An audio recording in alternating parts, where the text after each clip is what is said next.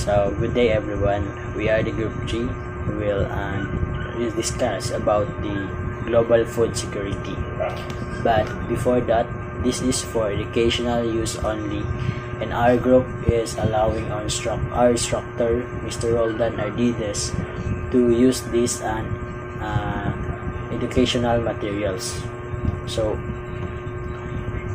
our objectives is the learner will be able to analyze the key factors influencing global food security, and second, identify the factors leading to global food security, and third is to define the global food security and their components.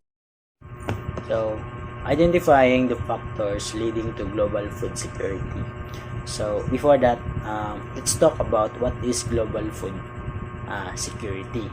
So, in summary or in simplest term, it's about to making sure that everyone around the world has enough food to eat. So, for example, there's a factors like climate change, population growth, land degradation, water scarcity, and conflict political instability.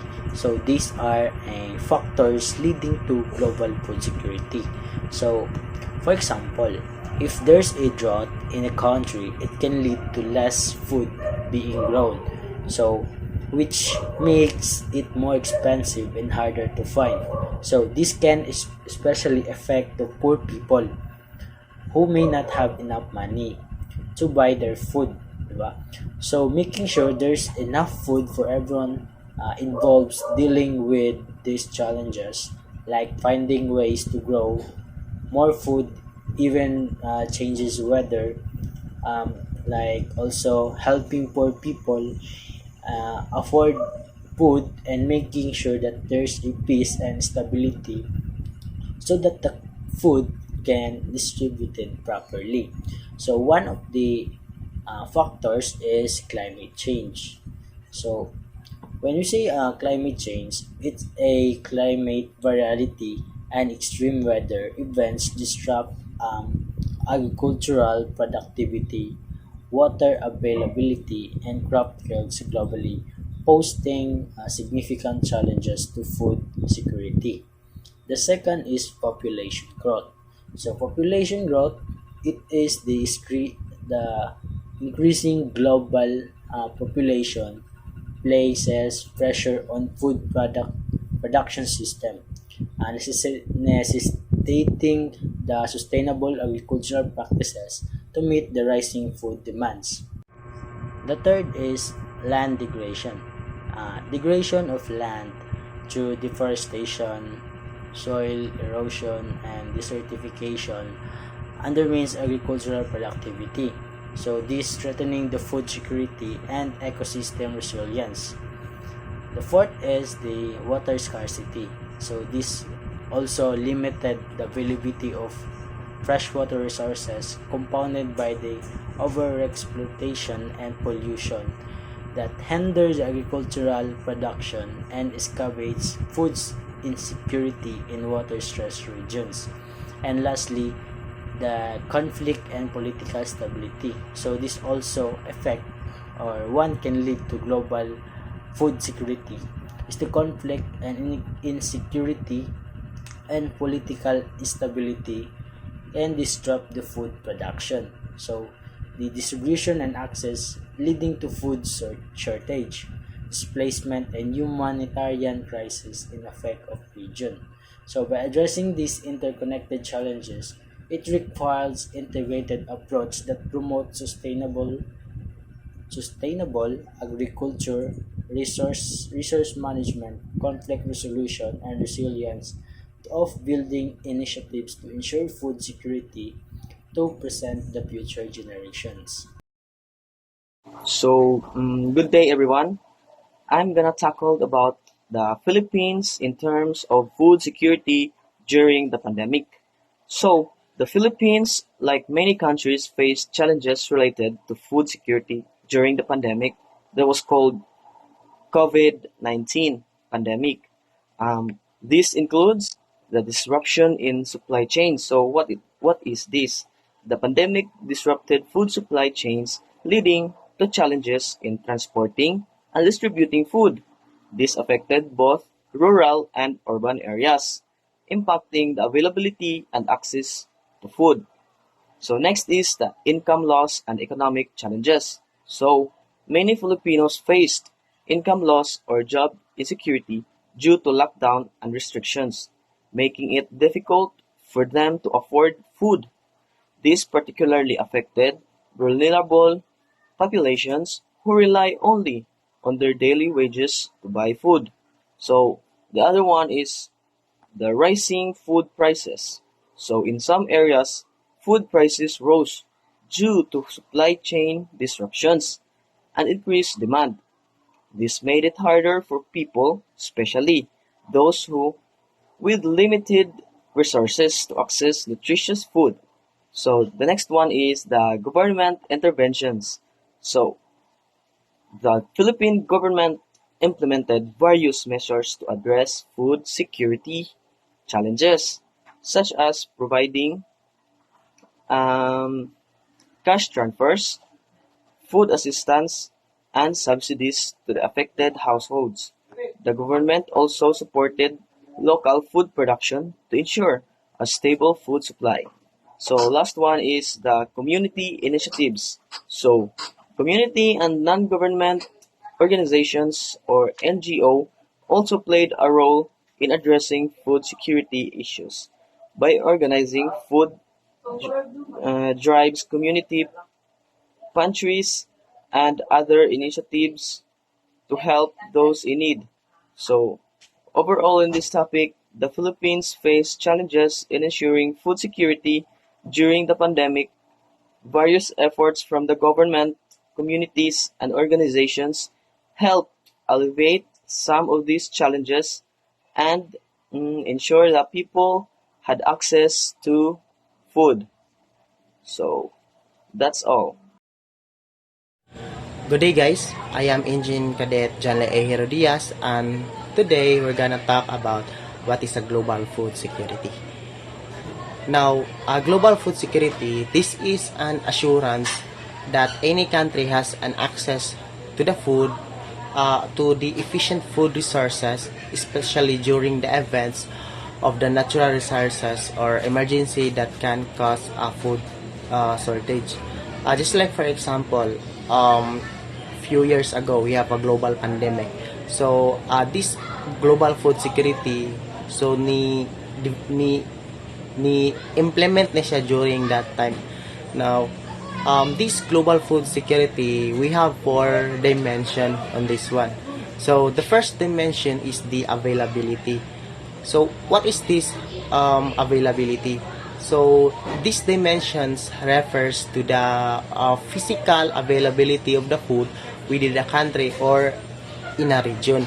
So the availability, guys, it's not just this one just not refers to the total food amount that has been produced, but also this availability factors refers also to the distribution system, the infrastructure, and the trade policies that affect how the food is distributed and whether it reaches to those who need the supply on it. So, in short, the availability, guys, ensures that there is an enough food produced to meet the demand of the population. So, mo na siya food availability, mo na meaning sa availability, and I guess very understandable naman pud guro kayo no sa word nga availability itself food. Availability. So the second dimension is the access.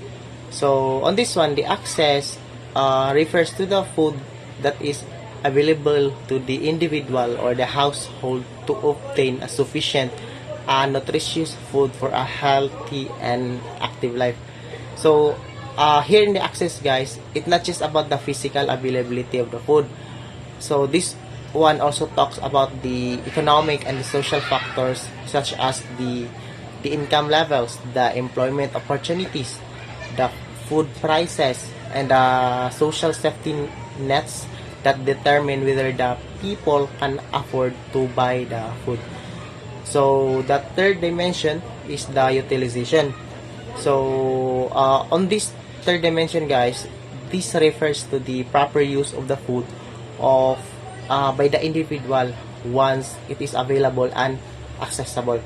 So on this one, it also includes the aspects such as the food safety, the nutritional quality, the area diversity, and the cultural acceptability. So in the utilization, guys, it also refers to the people to have an enough access to safe the nutritious food and are able to consume in the ways that promote good health and well-being. So mo to siya ang utilization, guys. And then the last dimension is the stability.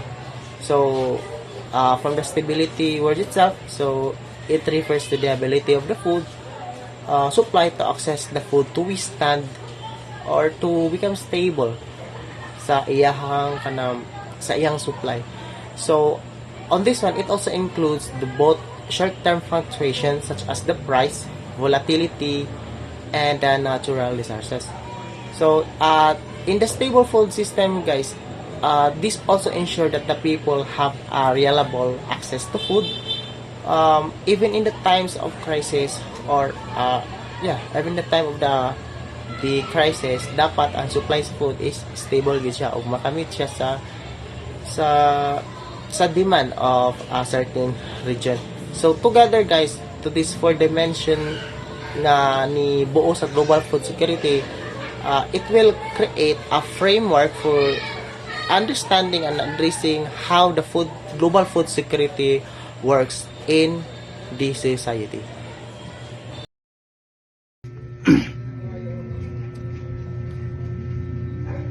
COVID-19 pandemic, the Philippines has encountered significant food security challenges, exacerbated by disruptions in the food supply chain and economic downturn. Lockdown measures and restriction hindered the movement of goods and labor, leading to shortage of in some areas and surpluses in the others, creating imbalance in food distribution. Then, many Filipinos, especially those in marginalized communities and informal sectors face job losses, wadan silang trabaho, and reduced incomes, making it difficult to afford nutritious foods.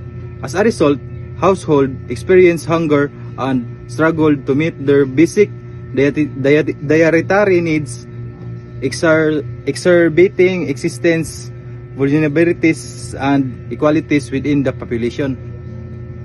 Then, to address these challenges, various initiatives were undertaken by both the government and civil societies organization. The Philippine government implemented food assistance program and subsidized the support vulnerable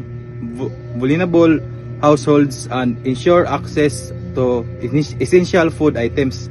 Community pantries emerged across the country, where individuals and organizations provide free food and groceries to those that need.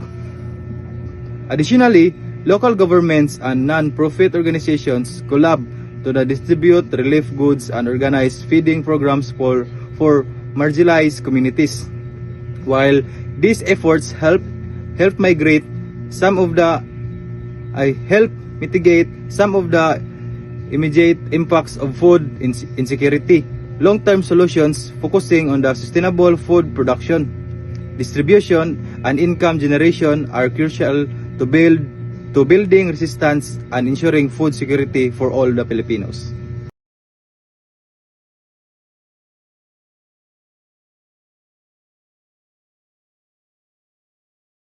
So, talking about stability and availability in global food protection are fundamental pillars ensuring the safety, security, and sustainability of food system worldwide. Stability in this context refers to the resilience of food production, distribution, and consumption processes against disruptions such as contamination, natural disaster, or economic shocks. So, it involves implementing robust regulatory frameworks, resilient infrastructures, and effective risk management. Strategies to maintain the integrity of food supply chain. Stability encompasses the conservation of biodiversity and ecosystem essential for agricultural productivity and food security in the long term. So, talking about availability, it pertains to ensure that nutritious and safe food is accessible to all individuals, regardless of geographical location and socioeconomic status. It involves addressing issues of food scarcity and barriers to access such as poverty, conflict, or inadequate infrastructure. Enhancing availability requires promoting sustainable agricultural practices, improving market access for smallholder farmers, investing in food storage and transportation, and implementing social safety nets to support vulnerable population. Ensuring access to food is essential for achieving food security and addressing hunger and malnutrition. It requires a comprehensive approach that addresses not only the production and availability of food but also the economic, social, and environmental factors that influence people's ability to access and utilize food effectively. So, agency promoting in food security requires a multidimensional approach that addresses structural inequalities, promotes inclusive governance, and fosters collaboration among diverse stakeholders. By enhancing agency, individuals and communities can play a more active role in shaping food systems that are sustainable, equitable, and responsive to the needs of all. So, agency. Agency refers to the ability of individuals, communities, and nations to make decisions and take action that influence their food security status. It encompasses the capacity to participate in shaping food system policies and practices that affect access to food and nutrition outcomes. Agency is a crucial element in promoting sustainable food security and empowering individuals to improve their food-related circumstances. So, decision-making agency involve the ability of individuals and communities to make informed decisions about food production. So, empowerment is essential to agency in food security. So, participation. Agency also involves active participation in food system at various levels, including local, nation, and global. Social and political influence agency in security extend to the ability to influence social norms, policies, and institutions that shape food environments. Resilience. Agency plays a critical role in building resilience to food insecurity and external shock such as climate change, economic crisis, and conflicts. So, global food security refers to the availability, accessibility, and affordability of the food all people, especially in times of crisis or scarcity. Utilization is this context involved ensuring the food in use efficiently and equitably to meet nutrition needs, minimize waste, and promote sustainability food system. This includes strategies such as improving agricultural practices, investing in manufacture for food, distribution, promotion, education about nutrition, and addressing social economic that affects access to food. Utilization is in the context of global food security refers to how effectively food is used by individuals, households, and communities.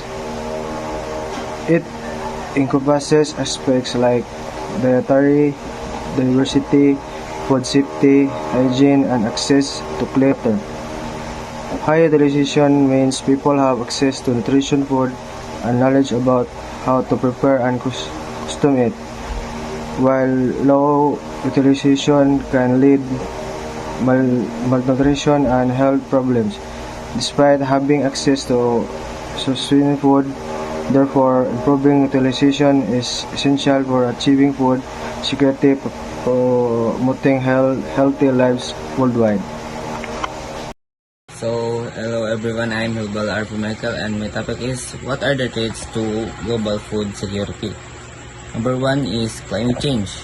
Erratic weather patterns, extreme events like droughts and floods, and rising temperature impact crop yields and livestock productivity. The second one is water scarcity. Depletion of water sources due to overuse, pollution, and climate change affects agricultural production, particularly in arid and semi-arid regions. So the third one is soil degradation, soil erosion, depletion of nutrients, and contamination decrease agricultural productivity, threatening food security in many regions. The fourth one is pests and diseases. Invasive pest pathogens and crop diseases can devastate crops and livestock, leading to food shortage and economic losses. The fifth one is conflict and instability. War, civil unrest, and political instability disrupt food production, distribution, and access, exacerbating food insecurity in affected regions. The sixth one is poverty and inequality. Limited access to resources, education, and healthcare. Healthcare perpetuate poverty and malnutrition, undermining food security for vulnerable population. Seventh one is globalization and trade. Dependency on international trade for food supply increases vulnerability to disruptions in global markets such as trade disputes, tariffs, or transportation issue. Addressing these threats require coordinated efforts in sustainable agriculture, water management, disaster preparedness, poverty alleviation, and conflict resolution to ensure food security for all. That's all. Thank you. Food security is indeed achievable, but it requires a multifaceted approach that addresses various factors contributing to hunger and malnutrition globally. To explore this concept further, let's delve into the key components and strategies for achieving food security. Firstly, ensuring access to nutritious food is essential. This involves improving infrastructure for food distribution, reducing food waste, and implementing policies that promote affordability and availability of health and food options, particularly in underserved communities. Additionally, initiatives such as banks and nutrition assistance programs play a crucial role in bridging gaps in access to food, especially during times of crisis. Secondly, enhancing agricultural productivity and sustainability is paramount. This includes investing in agricultural research and technology to improve crop yields, promoting sustainable farming practices that conserve natural resources, and supporting small-scale farmers with access to credit, training, and markets. By bolstering agricultural production, community can become more self-sufficient and resilient to external shocks. Moreover, addressing poverty and inequality is fundamental to achieving food security. Poverty often limits people's ability to access adequate food, perpetuating a cycle hunger of malnutrition. Therefore, policies aimed at poverty reduction, such as social safety nets, education and job creation programs that significantly impact food security by empowering individuals and households to meet their nutritional needs. Furthermore, promoting nutrition education and healthcare is essential for combating malnutrition and improving overall health outcomes. Educating communities about balanced diets, breastfeeding practices, and the importance of micronutrients that empower individuals to make healthier food choices.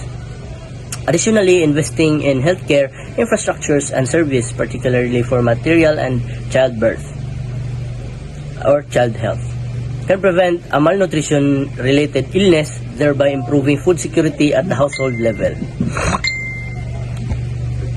Additionally, addressing climate change and its impact on food production is critical. Climate variability and extreme weather events pose significant challenges to agricultural productivity, threatening food security globally. Therefore, implementing adaptation strategies such as drought-resistant crop varieties, water management systems, and climate-smart agricultural practices can help mitigate the adverse effects of climate change on food production and ensure long-term food security. In conclusion, achieving food security is possible through a combination of measures that address access, production, poverty, nutrition, and climate change. By adopting a holistic approach and fostering collaborations among governments, international organizations, civil society, the private sector, we can work towards a world where all people have access to sufficient, safe, and nutritious food, ensuring a healthier and more prosperous future for generations to come.